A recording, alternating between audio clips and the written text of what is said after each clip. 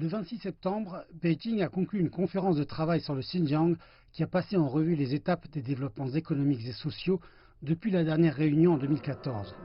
Au cours de la conférence, le président chinois Xi Jinping a prononcé un discours soulignant l'importance de garantir la stabilité à long terme et la prospérité économique de la région.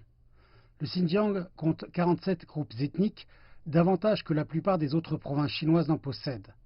Le président Xi a déclaré que l'unité ethnique était la pierre angulaire du développement. Au cours des 65 dernières années, le Xinjiang a connu une amélioration sensible de sa croissance économique et du bien-être de la population. Le Xinjiang a assisté à un bond de son PIB qui est passé de 900 milliards de yuans en 2014 à plus de 1400 milliards de yuans en 2019, soit 190 milliards de dollars.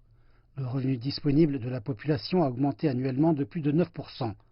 Près de 3 millions de personnes ont été sorties de la pauvreté au cours des 6 dernières années. Ces améliorations sont généralisées, mais le changement est davantage ressenti par ceux qui vivent dans les régions rurales.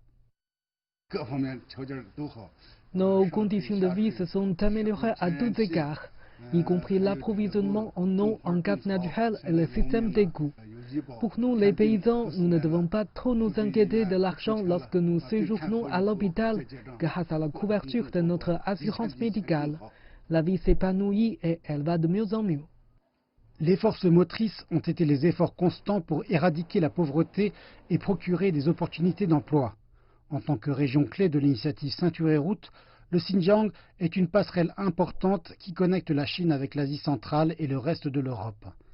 Le fonctionnement de la China Railway Express entre la région et d'autres pays a permis davantage d'exportations depuis la Chine et a ouvert le Xinjiang à des investissements étrangers croissants.